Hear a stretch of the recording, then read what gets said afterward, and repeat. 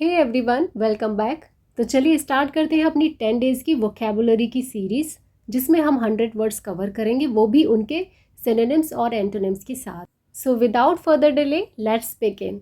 लेते हैं आज की वीडियो का पहला वर्ड और वो है ब्लांच। ब्लांच ब्लीच करने के सेंस में भी यूज़ होता है। ब्लीच हम किस लिए करते हैं? सफ़ेद करने के लिए, यानी कपड़ों के दाग धब्बे छुड़ाने के लिए उन पर ब्लीच किया जाता है, तो वहाँ हम ब्लांच यूज़ कर सकते हैं। और एक मीनिंग इसका होता है डर के मारे पीला पड़ जाना या चेहरे का रंग उड़ जाना, यानी वहाँ भी ब्लीच हो गया, चेहरे का रंग ही गायब हो गया।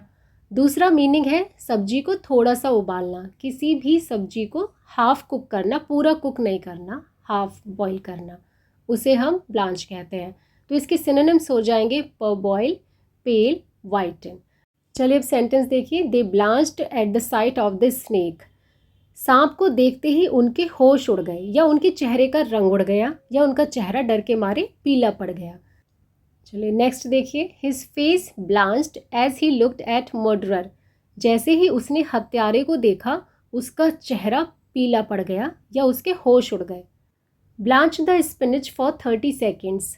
30 सेकेंड के लिए पालक को उबालें, यानी बहुत ही हल्का सा उबालना है। अब इसका एंटोनिम क्या हो गया? एंटोनिम होगा, ब्लांच का मीनिंग होता है कलर उतारना, तो एंटोनिम इसका हो जाएगा कलर करना, डार्कन करना। पहले डर के मारे आप पीले पड़ रहे हैं, अब खुशी के मारे ब्लश करेंगे, ये इसका एंटोनिम है। आते हैं नेक्स्ट वर्ड पर, बिकर। बिकर को आप याद कर सकते हैं बेकार से। अब बेकार की बातों पर जो झगड़ा करते हैं उसे बिकर बोला जाता है, बेकार की बात पर झगड़ना। इसके सिनोनिम्स देखते हैं, बहुत ही प्यारा वर्ड है। एक है स्क्वॉबल, quarrel, argue, fall out. Fall out एक फ्रेजल वर्ब है। स्क्वॉबल एक नया वर्ड है झगड़ा करने के लिए, आप याद कर सकते हैं। Will you two stop bickering? क्या तुम दोनों झगड़ा करना बंद करोगे? They were bickering over what to order और वेयर टू सिट। वे बेकार की बात पर झगड़ा कर रहे हैं कि क्या ऑर्डर करें और कहाँ बैठें। चलिए अब इसके देखते हैं एंटोनिम्स क्या होंगे। अब इसका बेकार की बातों पे झगड़ा करना या उलझना, तो एंटोनिम हो जाएगा अग्री हो जाना, एक्सेप्ट कर लेना, मान जाना। Will you two agree? क्या आप दोनों सहमत होंगे? आते हैं अपने नेक्स्ट वर्ड पर, बीविच। बीविच को हम समझते हैं विच से। विच का मतलब होता है जादूगरनी, जादू टोना करने वाली, उसे हम विच बोलते हैं। बिविच हो गया वर्ब, यानी किसी को मोहित कर लेना, किसी पर जादू कर देना, या किसी को लुभाना, अट्रैक्ट करना, फैसिनेट करना। तो इसके सिनोनिम्स हो जाएंगे बीगाइल, कैप्टिवेट, फैसिनेट, इंचांट और कॉन्जर। चलिए अब लेते हैं कुछ sentences. Antonio was bewitched by the beauty of Cleopatra. Antonio Cleopatra की सुंदरता पर मोहित हो गया था। चलिए एक एग्जाम्पल और देखते हैं। He was mesmerized by her bewitching green eyes. वह उसकी आकर्षक भरी आंखों से मंत्रमुग्ध था। अब इसका मीनिंग है लुभाना, मोहित कर लेना, तो एंटोनिम क्या हो जाएगा? विकर्षण करना या घृणा पैदा करना। तो वर्ड्स है अनइंचैंट, रिपेल, अनफैसिनेट। चलिए रिपेल वर्ड से हम सेंटेंस बनाते हैं। He was repelled by her charm. वह उसके चार्म यानी आकर्षण से अब विकर्षित हो गया, दूर हट गया। रिपेल्ड यानी विकर्षित हो गया। चलिए आते हैं नेक्स्ट वर्ड पर, ब्रिटल। ब्रिटल का मतलब समझ सकते हैं हम, कोई शीशे की ग्लास की बॉटल जो बहुत ही नाजुक होती है, यानी इजीली ब्रोकन, भंगुर, नाजुक। वेरी डेलिकेट, फ्रेजिल और फ्रेंजिबल। चलिए इसे सेंटेंस में यूज़ करते हैं। The bones become brittle in old age. वृद्धावस्था में हड्डियाँ कमज़ोर हो जाती हैं, नाजुक हो जाती हैं।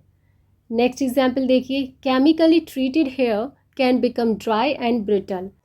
केमिकली ट्रीटेड जो बाल होते हैं वो रूखे और कमज़ोर हो जाते हैं। अब इसके एंटोनिम क्या होंगे?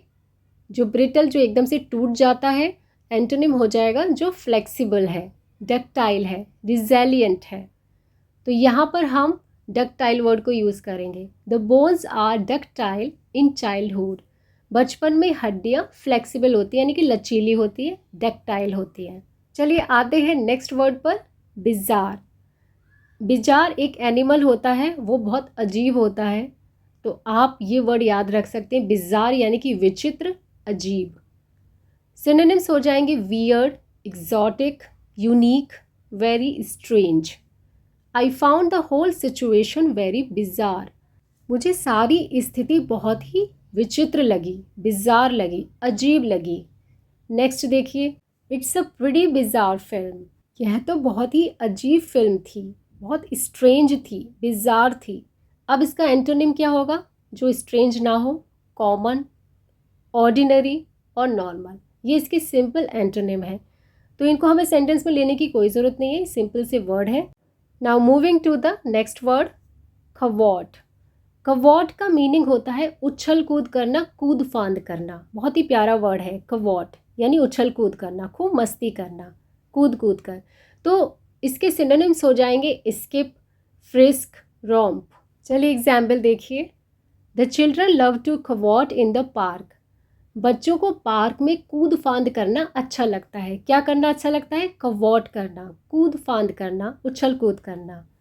After finishing their exams the students decided to cavort at the beach. अपनी परीक्षाएं समाप्त होने पर छात्रों ने समुद्र तट पर उछल कूद करने का फैसला किया, मस्ती करने का फैसला किया। तो इसके एंटोनिम्स क्या हो जाएंगे? यानी उदास होना। पहले आप खुशी के मारे उछल कूद कर रहे हैं, अब उदास बैठे हैं। Depressed, sulk, serious. अब यहाँ से हम सल्क वर्ड को उठाकर यूज़ करते हैं।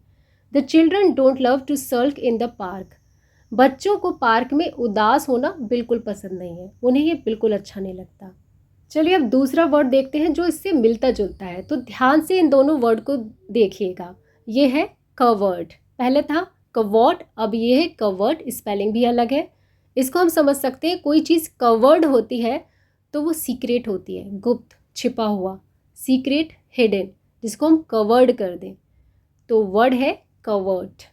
सेंटेंस देखिए, the covered agents moved slightly. गुप्त एजेंट चुपचाप चले गए। नेक्स्ट एग्जाम्पल देखिए, हर कवर्ड स्माइल कंसील्ड अ मिस्chievous प्लान। उसकी गुप्त मुस्कान में एक शरारती योजना छिपी हुई थी। अब इसके एंटोनिम क्या होंगे? जो ओपन हो, कवर्ड यानी छुपा हुआ, सीक्रेट। अब इसका एंटोनिम है ओवर्ट, विजिबल, पब्लिक। चलिए ओवर्ट वर्ड से हम सेंटेंस को दोबारा बनाते हैं। How overt smile revealed a mischievous plan. उसकी खुली मुस्कान से शरारती योजना का पता चल गया। चलिए अब आते हैं नेक्स्ट वर्ड पर, कोजेंट। कोजेंट भी बड़ा प्यारा वर्ड है। इसका मीनिंग होता है बिल्कुल सॉलिड, ठोस, अकाट्य, जोरदार। आपने ऐसी बात बोली जो बिल्कुल सॉलिड है, कोजेंट है, उसको कोई नहीं काट सकता, अकाट्य है, सॉलिड है, कन्विंसिंग है, विगरस है। अब इसको सेंटेंस में कैसे यूज़ करेंगे? He made a cogent argument for improving early childhood education. उसने बचपन की प्रारंभिक शिक्षा में सुधार के लिए ठोस तर्क दिया, यानी एक सॉलिड लॉजिक दिया। नेक्स्ट देखिए, Nancy's speech was very cogent. Nancy का जो भाषण है वो बहुत ज़ोरदार था, एकदम सॉलिड था, कोजेंट था। अब कोजेंट तो हो गया बिल्कुल सॉलिड, ज़ोरदार। इसका एंटोनिम क्या होगा? जो क्लियर ना हो, यानी कि वेग। वेग वर्ड हम यूज़ कर सकते हैं। अनकन्विंसिंग, जो किसी को कन्विंस ही ना कर पाए। मडल्ड, यानी कि उलझा हुआ। अब मडल्ड वर्ड को ही लेते हैं। Nancy's speech was very muddled.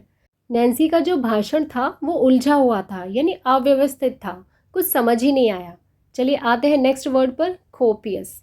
Copious का मीनिंग होता है बहुत सारी मात्रा में, प्रचुर, विपुल, बहुत।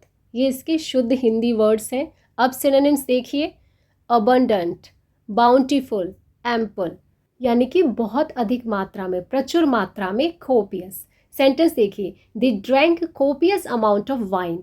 उन्होंने बहुत मात्रा में शराब पी ली थी, copious amount of wine. Next देखिए, the chef used copious amounts of garlic to infuse the dish with a rich flavour.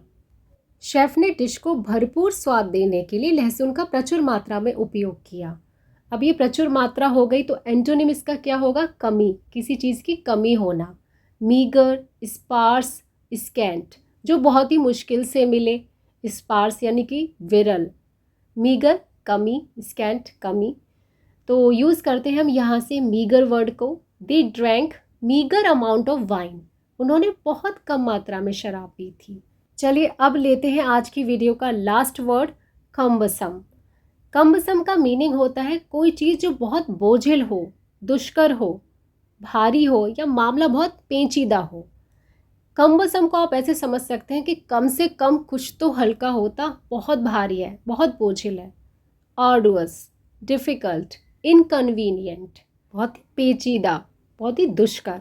चलिए सेंटेंस देखते हैं। The old printer was slow and cumbersome to operate. पुराना प्रिंटर चलाने में धीमा और बहुत पेचीदा था, उसको चलाना बहुत ही दुष्कर काम था। नेक्स्ट देखिए, although the machine looks cumbersome it is actually easy to use. हालांकि मशीन बोझिल दिखती है, लेकिन वास्तव में इसका उपयोग करना आसान है।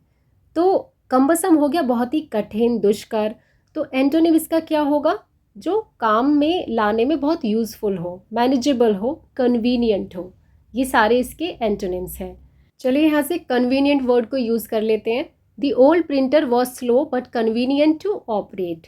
पुराना प्रिंटर धीमा था लेकिन चलाने में सुविधाजनक था, कन्वीनियंट था। उससे पहले क्या था? कम्बसम था। So that's all for today. आज आपने टोटल कितने वर्ड्स सीखे हैं उनको प्लीज़ कमेंट में ज़रूर लिखिएगा। वीडियो अच्छी लगी है तो लाइक कीजिए, शेयर कीजिए और चैनल पर न्यू है तो सब्सक्राइब कर लीजिए। Thank you so much for watching this video. जय हिंद, जय भारत।